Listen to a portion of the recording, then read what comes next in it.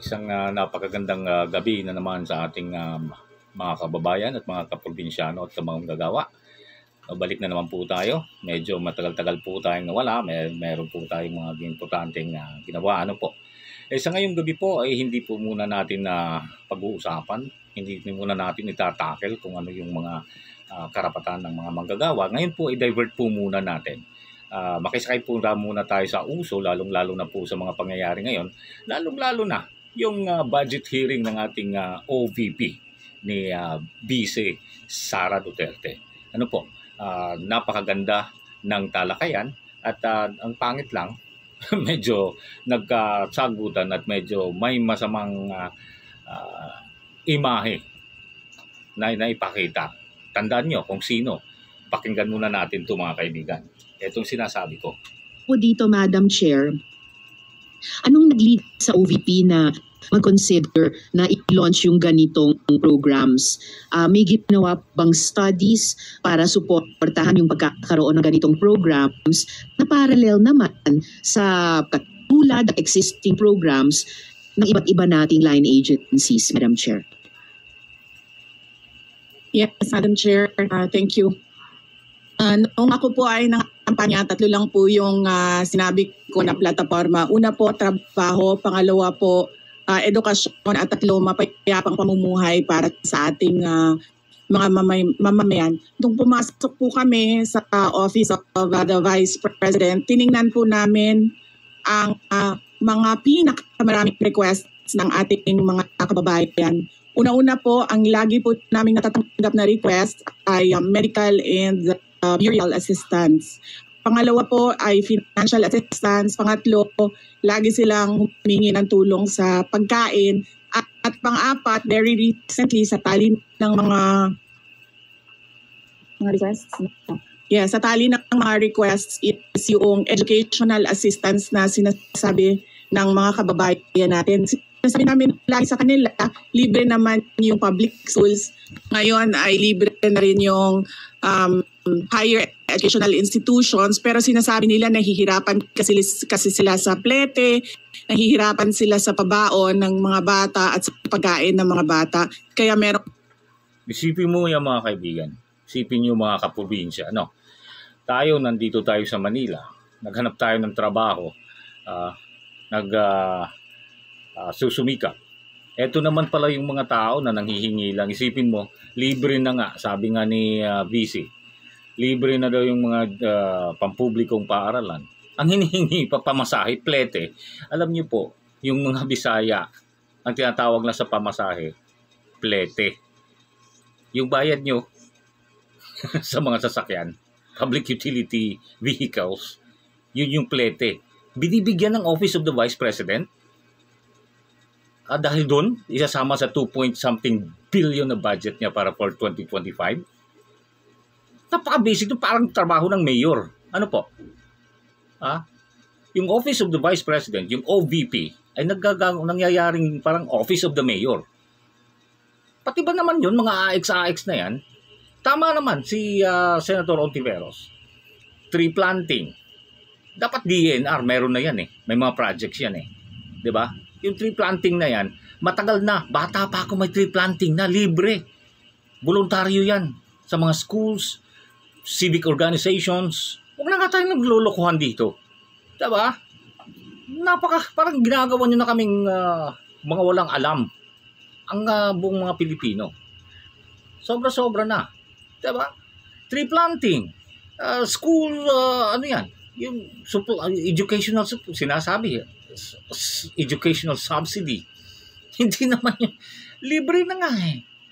Pati ba naman baon? Saan ba kami pwede makakahingi niyan Vice President Sara? Saan ba yung malapit dito sa lugar namin? Na satellite office mo? Para makahingi na rin kami ng plete ng mga anak namin. Pwede para plete dyan. Plete na yan. Anak ng... Diba? Gawain lang yan ng mga barangay kapitan. Gawain ng mga mayors. Kasi pamumulitik yan. Ginagamit yan. Diskarte yan eh. Yan yung pamumulitika na klaro. At saka, totoo, ang bawat ahensya ng gobyerno may kanya-kanya. DSWD. Meron sila. Maki-align ka na lang doon. Pwede natin ilipat yung pera.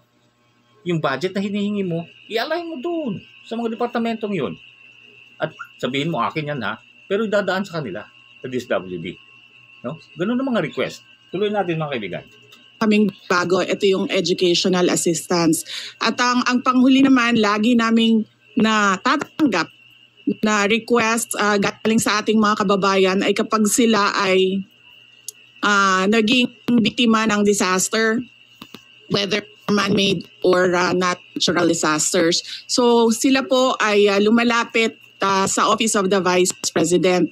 Totoo po, mayroong mga ibang local government units at ibang national government agencies na ganito po ang kanilang programa. Pero po, nung ako ay umupo as a Vice President, I took an oath, and doon sa oath, I said that I will do justice to every man. So hindi po kami pwedeng humindi sa mga tao na humihingi ng tulong, lalong-lalo na ay kaparte ng gobyerno ang Office of the Vice President. Salamat. Isipin mo, parang siya lang yung may panata na politiko na will give justice to all men.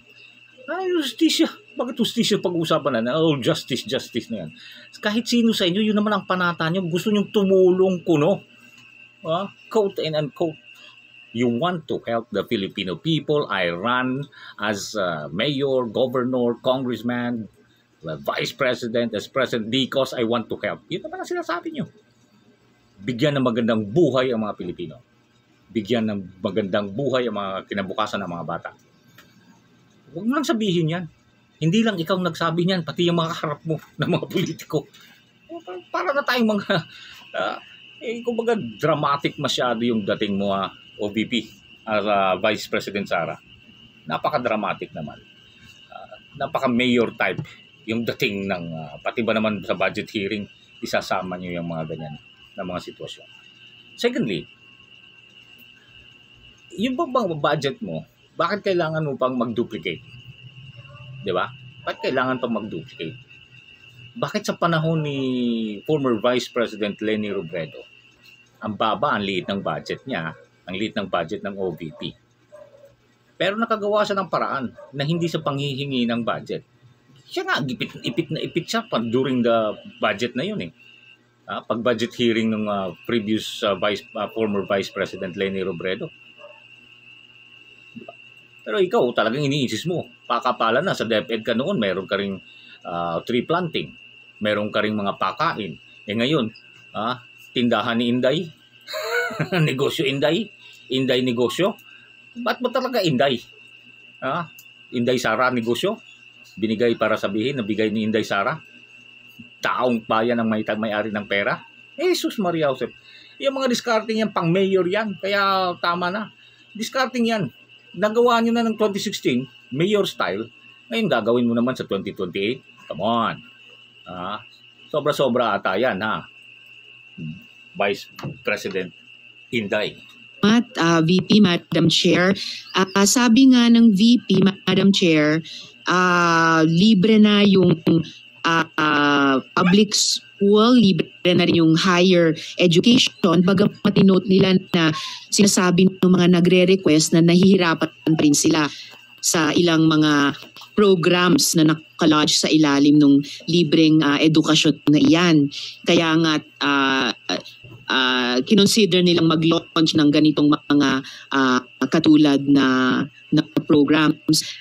Iko-consider ba ng VP na i-lodge na lang yung mga budgets nitong mga programa doon na lang sa mga line agencies natin. Tapos mag-request na lang ang OVP ng allocation para in sync sa priorities ng executive department. Sa halip na magkaroon pa ng hiwalay pero magkatulad naman na programa. Sakto yun. Sakto yung sinasabi ni Senator Ontiveros.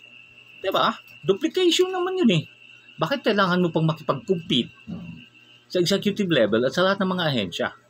Meron namang mga project doon. Kasi pag sinabi mong tulong, disaster, kailangan ng mga tulong doon, kailangan ng ayuda, you can do it with your own. Hindi naman siguro na kailangan mo pala palakihin yung budget mo equal habulin mo kamukha mo kagaya ng mga budget ng mga departamento, which originally they have the mandate. Ikaw, Office of the Vice President. Oo, you're the second highest ranking officer of the land. Pero hindi kailangan mag-duplicate ka. You can do anything. Something which is hindi kagaya, hindi duplicate ng mga programa ng ahensya, ng mga existing government agencies. Diba? At saka pwede naman yung sinasabi ni Senator Ontiveros. Pwede ka naman Oy, budget ko yan galing request yan. Approve yan ng Department of Budget Management, ng DBM. Para sa akin yan. But it was reallocated to you or it was realigned to your agency, but it is my budget under the Office of the Vice President. Sana naman, pag ako nag-request, merong ganyan. Di ba po? Tuloy natin. Chair. Madam Chair, we only submit the budget and we leave it to the discretion of all the members of Congress to decide on the budget. We can only... Exactly. Kaya nga naandyan ka ngayon kahit na Vice President ka, because nasa kamay ng Kongreso kung i-approve ba yung approve budget ng DBM para sa Office of the Vice President. propose a budget for the Office of the Vice President. Pero magbibigay po ako ng halimbawa kung ganun po ang gagawin natin. Tulad po ng AIX ng DSWD. Kapag meron po kaming nire-refer o binibigyan ng endorsement ng AIX sa DSWD, kadalasan po nasagot sa amin ay hindi pwede dahil galing yan sa Office of the Vice President at kalaban yan. Sinungaling. Kalokohan. Talagang pang city mayor yung diskarte, no? Local chief executive. Uy, si Vice Mayor kalaban yan. May tao si Vice Mayor doon na galing sa ganung barangay nang hingi dito sa atin ng AX. Tapos sabihin, huwag yan huwag bigyan yan kasi kalaban yan. I've been into, connected din ako dati sa mga politicians, local politicians, local chief executives. Ganun ang nangyayari. And it is a local chief executive diskarte. Come on! Wag mo nang dalhin dito. Wag mo nang dalhin dito sa national level, Vice Inday. Minsan po, totoo yan, na politika ang assistance para sa ating mga kababayan. Kaya po, uulitin ko, ang mga tao naman kasi hindi sila tumitingin sa politika. Tumitingin lang sila na itong opisina na ito ay opisina ng gobyerno at pwede kaming humingi ng tulong doon. And so Oo, sakto, mga tao hindi tumitingin ng politika. Pero yung mga leader, yun yung mga nag-iisip, nagbibigay ng masamang intensyon sa pamumulitika. Sila yung nag-iingay. Kamukha ngayon, saan nga ba nahuhuli yung isda? Sa bunganga. Diba? Budget hearing yan. You should defend dahil may gustong clarifications ang nangyayari sa Senado. Which is, as you expected, alam ko naman, ina-expect mo talaga na si Senator Risa Ontiveros will be the one nagigisa sa'yo. Maraming itatanong with regards to the budget ng Office of the Vice President. Kasi ang laki-laki, 2.something billion. Tapos ang nakita doon, puro mga duplicate programs, socio-economic programs na nandun naman existing sa mga government agencies. Kaya huwag mo nang sabihin na pinupolitika. Ang namumulitika, yung mga politiko, hindi yung mga ahensya. Back to the oath that I shall do justice to every man, at kaya po kami nandito at kaya po kami merong mga ganito na mga projects sa Office of the Vice President. Salamat VP, Madam Chair. Wini-welcome ko yung sinabi nila na the VP would leave it to the discretion of the members of Congress. Correct. Medyo nagitla ko nung sinabing minsan pag may nire-refer ang OVP para sa AIX, ang feedback ay kalaban niya. Dahil Madam Chair, I believe tayo sa Kongreso when we appropriate the budget, merong implicit na assumption tayo doon na pagkatapos in the exercise of our oversight function, yung parehong level ng professionalism we demand of ourselves ay resumption of regularity, ina-expect natin sa lahat ng members ng executive, lalo na when they are working together. Kaya, gaya ng sinabi ko kanina, wini-welcome ko yung sinabi ni VP na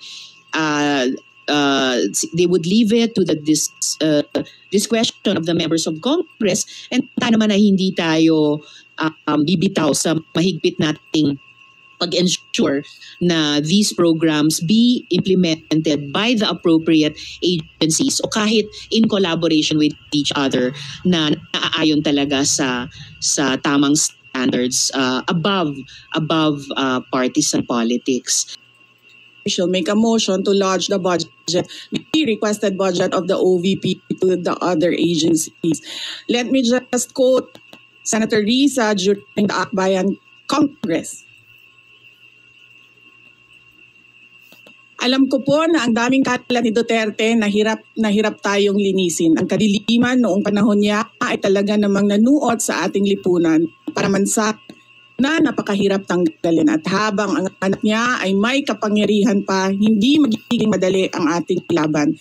While VP Sara is in power, the threat of a full-blown Duterte comeback is still a very real and present danger. For one, they are supported by one major superpower, China. So that is an example of politicizing the budget of the government. May we request, Madam Chair? Yun yung... Ang layo, no? Ang layo ng sinasabi ni VP. Ano ba? Medyo... Nagtatanga-tangahan na lang ba tayo nito o talagang preparado ka na anticipated mo na talaga na si Senator Ontiveros yung talagang maraming itatanong sa'yo sa budget hearing mo, no? Halatang-halata naman eh.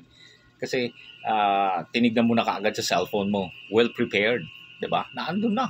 Siguro naka-screenshots na yung mga binasa mo from the cellphone. So, ibig sabihin, preparado ka na gusto mong ipasok at gusto mong iparating sa mga tao na dahil maraming tinatanong si Senator Ontiveros, pinupolitika na niya. Hindi kaya kayong namumulitika dyan? Diba? Kasi, iniiwas nyo eh. Ang layo nung sinabi. Dahil lang nalaman mo at sinabi ni Senator Ontiveros na gusto niyang ma-align doon sa proper agency yung mga budget na duplicate naman yung mga project mo, yung mga social service na mga gusto mong i-implement sa Office of the Vice President. Tapos ngayon, titirahin mo siya. Sinabi naman na totoo ng yun naman sinabi niya panahon nung siguro mga conference ng bayan yan or ng grupo niya or ng ano bang merong organisasyon sila. No? Pero yan ngayon, ang pinag-uusapan po, busy Inday, ang pinag-uusapan budget hearing ng Office of the Vice President for the 2025. It is our right through the senators to know at tinatanong pa nga ano bang paksa? Ano bang nilalaman nung 10 million books mo? Sa pagkakaalam ko kasi, pagkakaalam ko kasaysayan ni Inday Sara yun eh. Diba? At ikaw ang sumulat ng kasaysayan mo. Parang ginawa mo na rin yung panahon ng mga Kastila, no? Kasaysayan ni ganito na ikaw rin ang sumulat, ikaw rin ang may akda. So, isang kaibigan ang sinabi mo. So, you're just projecting your own self that you are a good friend through that books. And hindi mo ba iniisip na meron ka ng malicious intention para i-corrupt na yung mind ng mga bata? Why I should say that? Kasi ikaw yung may akda at talambuhay mo yung laman ng libro. Pinapabayaran mo ng 10 million sa gobyerno, sa mga buwis namin. Come on. Huwag mo nga kaming paikutin Tapos ngayon, pag ni-scrutinize ka, bibirahan mo ng kung ano-ano, kung ano yung mga sinasabi, sino mo namumuliti ka? Which is quite true naman na sinasabi. Hindi, na kailangan mo lang sagutin yun. Gusto naming malaman din. At gustong malaman. Tingnan natin sagot mo. That Senator Risa Ontiveros repeat the last question. O tingnan mo. Ibig sabihin, hindi ka nga nakinig. Dahil ang iniisip mo, bumanat na. Ang gusto mong tumira na kaagad at ipalabas mo na si Senator Ontiveros ay talagang namumuliti ka dan sa budget hearing na yan. What is the relation? Ang layo naman. Come on. Sobra naman yan, Vice Inday. Ha? Kung ganyan estilo mo, Vice President ka lang. How much more kung magiging presidente ka? Sana wag. No? I will certainly, if you request, Madam Chair, repeat my question dahil walang kinalaman sa kasasabi lang ng VP ngayon. Alam natin lahat na miyembro ng iba't ibang partido, yung speeches natin sa ating mga kamiyembro sa mga party congresses ay hiwalay na event dito sa budget debates. So, tama yun. I really take exception dun sa sinabi ni VP na rebuttal iyan dahil halimbawa ito sa politicizing. In fact, wala akong tinanong tungkol sa China o kahit sino pa mga ibang bansa dito sa budget hearing na to. I am asking about yung national budget na ipapasa natin sa Kongreso para sa bansang Pilipinas sa taong 2025. At ang pangalawang tanong ko sa ngayon, before I make at the proper time propose an amendment which may or may not be accepted by the chair and by the colleagues para nga mas i-align ang mga kaperahan natin lalo na't masikip ang fiscal space natin doon sa mga appropriate programs sa appropriate agencies na malayang-malaya ang OVP makipag-partner sa kanila tulad ng sino pang opisina sa executive.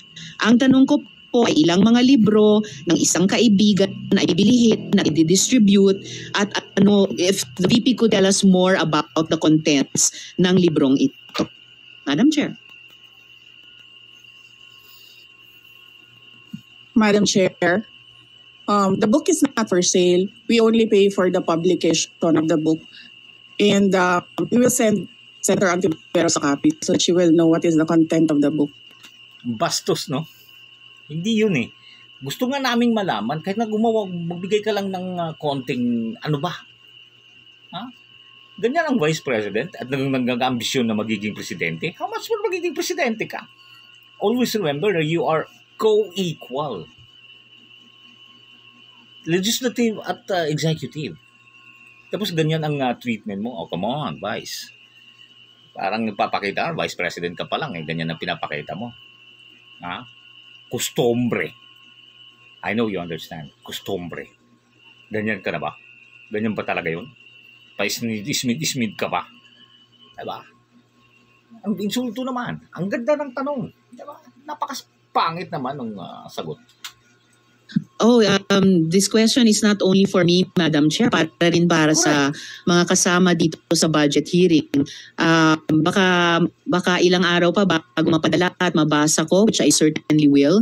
But I am asking a question bilang isang mambabatas sa head of agency ng isang opisina sa executive dito sa budget hearing na to. Simpleng tanong.